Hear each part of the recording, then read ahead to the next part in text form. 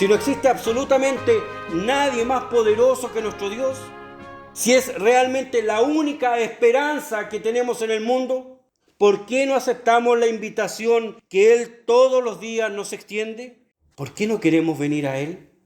Solo si Cristo toma el control, las tormentas de la vida van a cesar.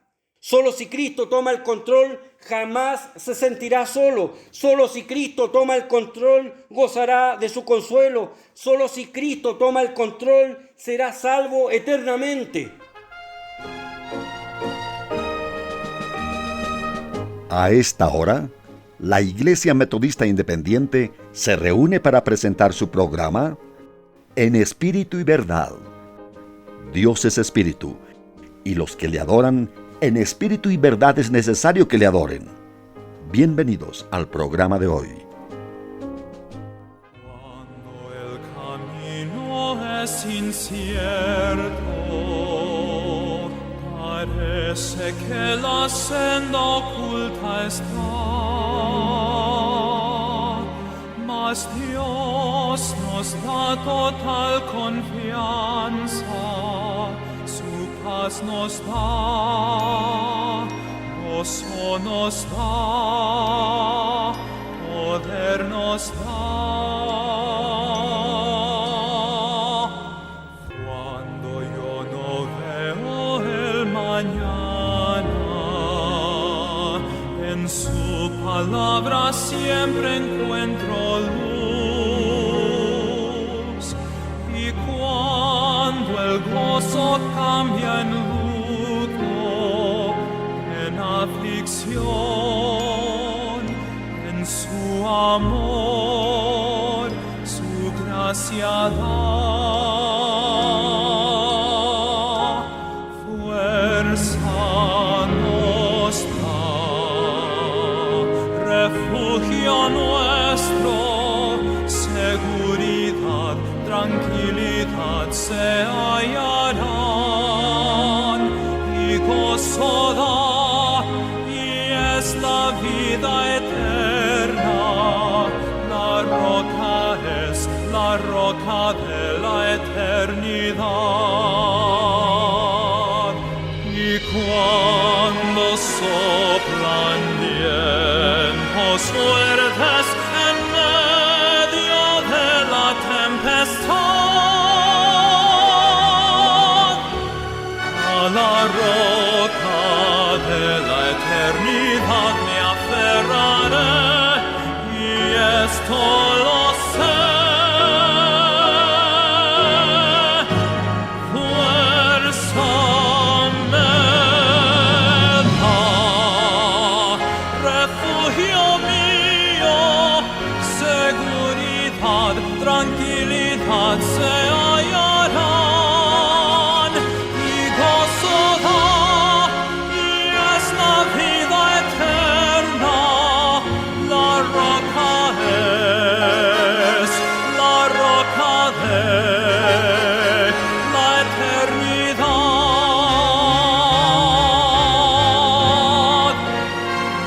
y gozo da, y es la vida eterna. La roca es la roca de la eternidad.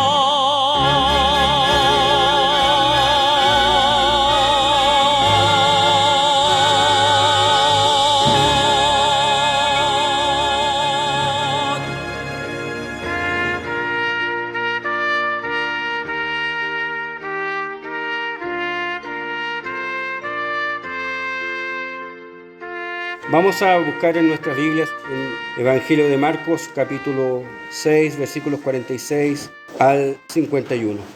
Dice así en el nombre del Señor. Y después que los hubo despedido, se fue al monte a orar. Y como fue la tarde, el barco estaba en medio de la mar y él solo en tierra. Y los vio fatigados bogando porque el viento les era contrario. Y cerca de la cuarta vigilia de la noche vino a ellos andando sobre el mar y quería precederlos. Y viéndole ellos que andaba sobre la mar, pensaron que era fantasma y dieron voces porque todos le veían y se turbaron. Mas luego habló con ellos y les dijo: alentaos, yo soy, no temáis. Y subió a ellos en el barco y calmó el viento, y ellos en gran manera estaban fuera de sí y se maravillaban. Oremos. Padre celestial, gracias te damos, Señor, en esta hora por estar enfrente de tu palabra.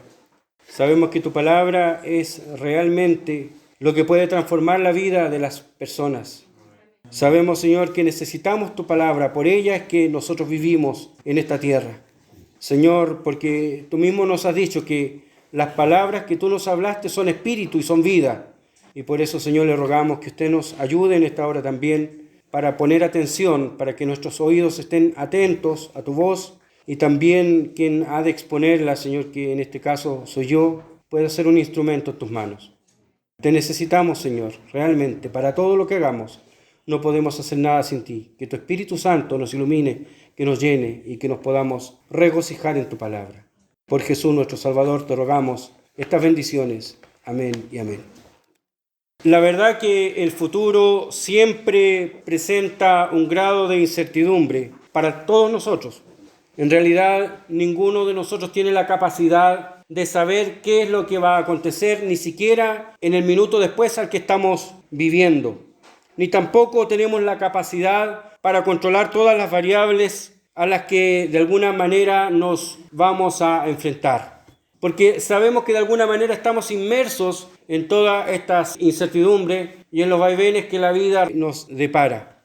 De la misma forma, estos discípulos, como nos enseña aquí la palabra del Señor, se suben al barco con la esperanza de llegar seguramente a la otra orilla para poder alcanzar el descanso y poder también recuperar las fuerzas que estaban ellos, como se nos señala aquí, fatigados.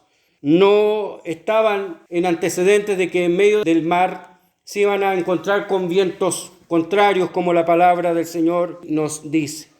Pero ellos habían tenido un arduo trabajo, tanto en el ámbito espiritual como también en el material. Los discípulos de nuestro Señor habían entonces tomado esa barca y se habían dispuesto a cruzar a la otra orilla con el fin de encontrar descanso, porque la palabra del Señor nos dice que ellos en verdad estaban agotados. Es más, nuestra versión de la Biblia, que es la revisión Reina Valera de 1909, utiliza el término fatigados, que todavía le da más intensidad al estado en el cual estos hombres se encontraban. En realidad, todos nos podemos cansar, algunos físicamente, otros mentalmente y otros espiritualmente. Sin duda alguna que el cansancio más serio de estos que acabamos de señalar es el cansancio espiritual, ya que, por ejemplo, si estamos cansados físicamente, dejamos nuestros quehaceres, nos dormimos y recuperamos las fuerzas. Si nos cansamos mentalmente, de alguna manera también nosotros buscamos alguna distracción o entretenimiento y de esa forma también nos recuperamos. Pero cuando nos cansamos espiritualmente, ¿cómo nos recuperamos? Cuando nuestra alma está angustiada, cuando no encontramos respuestas a las situaciones que tenemos que enfrentar. En este pasaje vamos a contemplar 3 cuadros que de alguna manera nos van a ayudar a comprender la naturaleza del cansancio en primer lugar y también qué debemos hacer cuando lo enfrentamos y por último, qué hace Dios al respecto. El primer cuadro al cual nos enfrentamos entonces en este pasaje es un cuadro de lucha, porque la palabra del Señor nos dice que los discípulos estaban fatigados. Como ya señalamos, los discípulos estaban fatigados porque ellos habían vuelto de la comisión que les había encomendado nuestro Señor Jesús. Ellos habían andado por ciudades y aldeas predicando la palabra, sanando enfermos y haciendo milagros para confirmar que el reino de los cielos ya había llegado. Estaban rindiendo cuentas al Maestro y Él los dirige a un lugar apartado para que ellos pudieran descansar. Sin embargo, allí también llegaron las gentes que les seguían, porque también ellos andaban buscando algo en el ámbito de lo material, no en el ámbito de lo espiritual, que ellos pudieran entregarle. Recordemos que en el desierto estos hombres habían participado del milagro más grandioso por la cantidad de gente que este milagro involucraba. Ellos dieron de comer a más de 5,000 personas. Allí en el desierto estaban exhaustos. Una vez que suben al barco, en realidad las cosas no mejoran. Estaba oscuro. El viento les era contrario. Los remos seguramente pesaban. Quizá era demasiada gente y no todos ayudaban. Razones en realidad para cansarse pueden haber de sobra. La Biblia nos presenta muchos ejemplos de personas que se sintieron desfallecer por las circunstancias que enfrentaron. En el Antiguo Testamento podemos ver a Moisés. Él era un hombre que en realidad no temía para nada al faraón. Tampoco él le tenía miedo a las circunstancias que enfrentaba en el desierto. Es más, la palabra del Señor nos dice que él se mantenía como viendo al invisible. Sin embargo, el pueblo de Israel en más de una ocasión lo hizo perder la paciencia.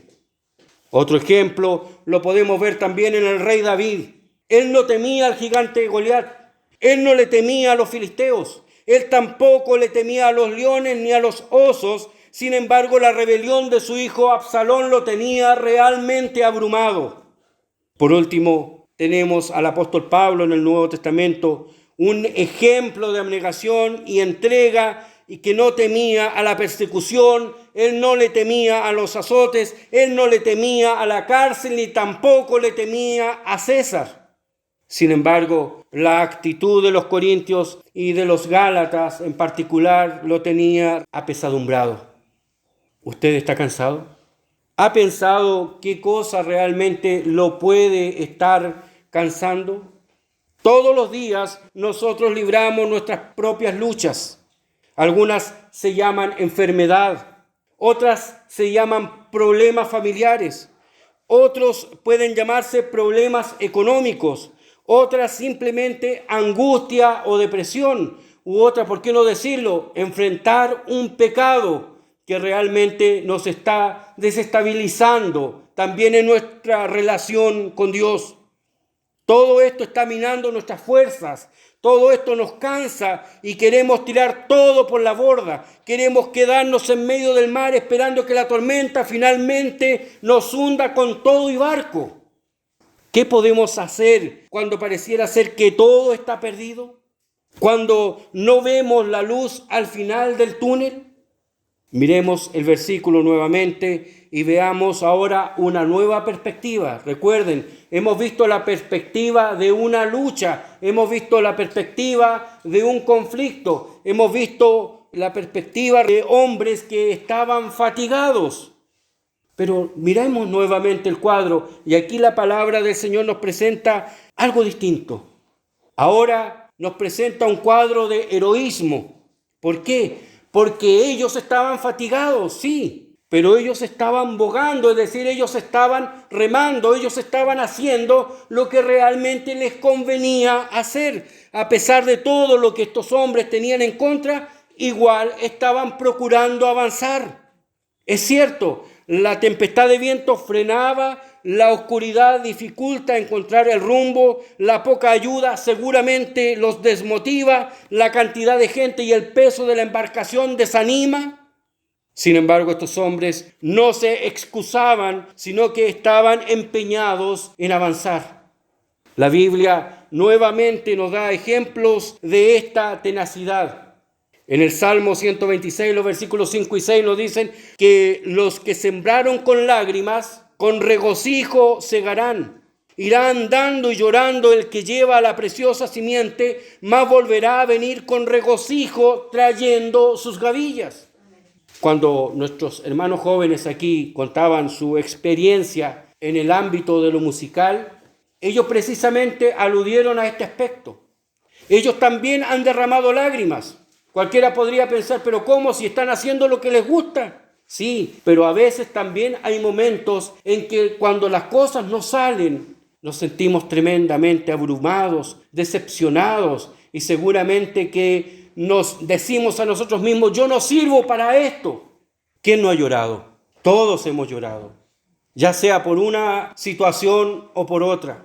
Pero la promesa del Señor aquí es suficientemente clara, a pesar de que podamos ir llorando, a pesar de que podamos a lo mejor ir con tristeza caminando por esta senda. La palabra del Señor nos dice que hemos de volver con regocijo trayendo nuestras gavillas. En alguna manera podemos ver también que nuestros hermanos hoy día vienen caminando con sus gavillas en sus manos. Pero no tan solamente ellos, sino cada uno de nosotros también. De alguna manera el Señor recompensa también el trabajo que cada uno de nosotros está realizando en su obra bendita. Y el apóstol Pablo, escribiendo a los Gálatas, también los insta de la misma manera en el capítulo 6, el versículo 9, cuando dice: no nos cansemos pues de hacer bien. ¿Por qué? Porque a su tiempo segaremos si no hubiéremos desmayado. Cuando Pedro y Juan comenzaron a predicar en Jerusalén después del Pentecostés, cuando en nombre de Cristo sanan a un paralítico, las autoridades religiosas los apresaron y luego de un rápido juicio los presionan de modo tal que ellos no prediquen el Evangelio. Y llamándolo, dice y en Hechos capítulo 4, versículos 18 y 19, y llamándolos les intimaron que en ninguna manera hablasen ni enseñasen en el nombre de Jesús. Entonces Pedro y Juan respondiendo le dijeron: juzgad si es justo delante de Dios obedecer antes a vosotros que a Dios. Es decir, ellos no se amilanaron. Ellos no dejaron de hacer lo que tenían que hacer. Es verdad, queridos hermanos, que tendremos que enfrentar muchas adversidades, pero Dios nos pide que confiemos. Un informe publicado por la Fundación Puertas Abiertas señaló que más de 360 millones de cristianos son perseguidos en el mundo cada año por profesar la fe. Los asesinatos y la destrucción de templos van en aumento. Los países más hostiles son los de corte fundamentalista islámico y comunistas. Su palabra es clara. En Juan 16:33, estas cosas os he hablado para que en mí tengáis paz. En el mundo tendréis aflicción, mas confiad, yo he vencido al mundo. No nos podemos dar por vencidos. Tenemos que seguir remando, tenemos que seguir avanzando. Y eso es lo importante que encontramos también en este pasaje. Ahora bien, ¿qué motiva a estos hombres a seguir adelante y no desmayar? ¿Están locos? ¿Alguien los tiene amenazados? Quizá la respuesta está en el versículo que estamos estudiando. Debemos darle nuevamente otra mirada. Recordemos, vimos un cuadro de lucha porque habían hombres que estaban fatigados, pero también hemos visto ahora un cuadro de heroísmo porque a pesar de todo ello estos hombres seguían adelante. Pero miremos una vez más y ahora vamos a ver un cuadro de esperanza porque la palabra del Señor nos dice que los vio fatigados vagando. Aquí encontramos la respuesta. Los vio. Y nos podemos preguntar, ¿quién los vio? El que todo lo ve. No debemos perder de vista que Jesucristo es Dios y que Él, al igual que Dios el Padre, todo lo sabe. En otras palabras, ellos jamás estuvieron solos. Hay un cántico que escribió un hermano llamado John Peterson que lo expresa en forma poética. Dice: solo no estoy, Jesús está a mi lado. Amigo fiel que no me dejará. Solo no estoy, en tempestad o en calma, mi buen Jesús su protección me da. Aunque la tempestad me azote y el mundo me desprecie, no temeré llevar la cruz, pues me guía con su amor. Así camino con pleno gozo. Solo no estoy, Jesús conmigo está. Ahora bien, ¿lo cree usted verdaderamente? ¿Cree usted que Jesús está a su lado? ¿Cree que realmente usted no está caminando ni navegando solo por este mar que se llama mundo? Entonces, por lo tanto, también su vida debe llenarse de esperanza. Sí, seguramente se va a cansar en algún momento. Sí, seguramente va a tener que llorar, derramar lágrimas, porque la vida es dura. Pero no debe dejar de hacer lo que el Señor le ha mandado hacer y no debe olvidar nunca que Él está a su lado. Si hay alguien que tiene realmente cuidado de sus hijos, ese es nuestro Dios. El apóstol Pedro lo expresa con meridiana claridad en su carta, en el capítulo 5, el versículo 7, cuando dice: echando toda vuestra solicitud en Él, porque Él tiene cuidado de vosotros. En Romanos, en el capítulo 8, 31, nuevamente Pablo refrenda esto con una pregunta retórica que no tiene más que una respuesta. Pues, ¿qué diremos a esto? Si Dios por nosotros, ¿quién contra nosotros? Esta es la razón por la cual ellos no se rinden. Ellos saben que Dios es quien está por ellos. ¿Qué hace ahora que hombres y mujeres estén dispuestos a no abandonar su fe a pesar de todo lo que tengan que enfrentar en sus vidas, incluso el martirio? ¿Hay alguna receta especial? ¿Hay algún secreto? No. Todo depende de dónde esté puesta nuestra mirada. Así como los discípulos sabían que llegar al otro lado significaba el descanso, significaba la seguridad, el abrigo, nosotros no debemos dejar de pensar que nuestra meta es mucho más sublime que cualquier templo terrenal. En Filipenses capítulo 3, versículos 20 y 21 leemos: mas nuestra vivienda es en los cielos, de donde también esperamos al Salvador, al Señor Jesucristo, el cual transformará el cuerpo de nuestra bajeza para ser semejante al cuerpo de su gloria, por la operación con la cual puede también sujetar así todas las cosas. ¿Cómo termina esta historia? Cerca de las 3 de la mañana vino hacia la barca el Señor Jesús caminando sobre el mar. Esto provocó espanto en los discípulos porque pensaban que era un fantasma. Pero Él viene a ellos, los consuela diciendo: alentaos, yo soy, no temáis. Subiendo al barco, calma el viento. Ahora bien, el hecho de que Él diga yo soy significa demasiado para nosotros. Cuando Él dice yo soy, significa que Él no necesita de nada ni de nadie para subsistir. Nosotros lo necesitamos a Él, pero Él no nos necesita a nosotros. Y por lo tanto, cuando Él está diciendo yo soy, entonces está diciendo, dentro de otras cosas, que Él es poderoso y que Él, sin duda alguna, está protegiéndolos. Y si tenemos un Salvador con estos atributos, ¿por qué no aceptamos la invitación que Él todos los días nos extiende? Cuando Él nos dice: venid a mí todos los que estáis trabajados y cargados, que yo os haré descansar. Si no existe absolutamente nadie más poderoso que nuestro Dios, si es realmente la única esperanza que tenemos en el mundo, ¿por qué no queremos venir a Él? Quiero decir esto a creyentes y no creyentes, a quienes tienen una relación con Cristo y a quienes no. Puede que esté demasiado cansado, sí. Es posible que la vida esté siendo realmente dura con usted e incluso piense que no vale la pena servir al Señor. Pero no se olvide de esta historia. No deje de hacer lo que Dios quiere que haga. No olvide que Él siempre le está viendo, sin importar su situación ni el lugar en que se encuentre. Él siempre está a su lado. Su vida, al igual que esta barca, solo si Cristo toma el control, las tormentas de la vida van a cesar. Solo si Cristo toma el control, jamás se sentirá solo. Solo si Cristo toma el control, gozará de su consuelo. Solo si Cristo toma el control, será salvo eternamente. De lo contrario, si no deja que Cristo tome el control, sucumbirá y será tan grande su ruina que no habrá remedio para restaurarle. Y cuando me refiero a la ruina, no me refiero que vamos a fracasar en los negocios. No me refiero que nos va a ir mal en nuestro matrimonio.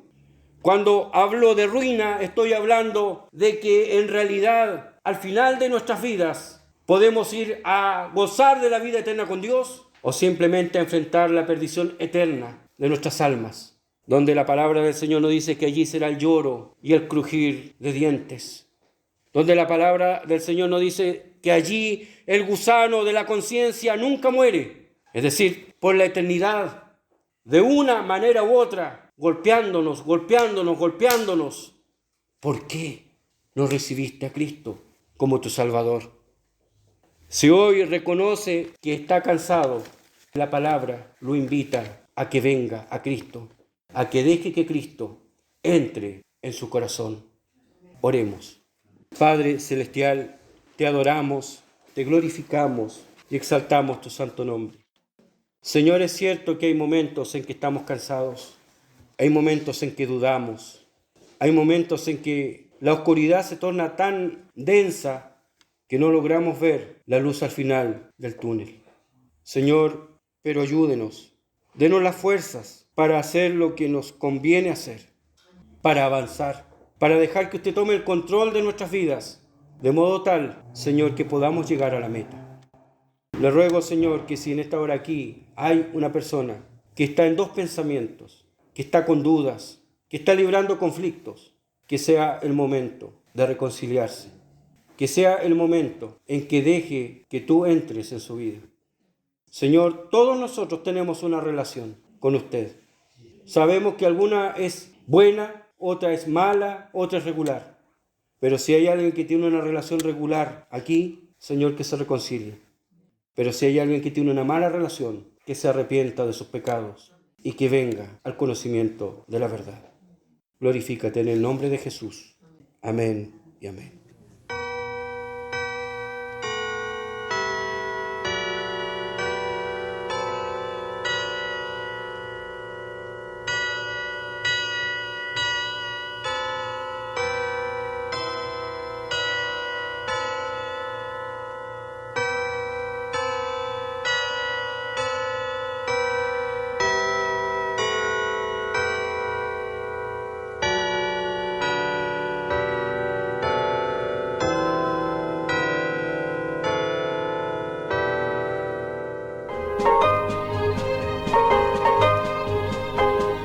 Hasta aquí, la Iglesia Metodista Independiente ha presentado En Espíritu y Verdad.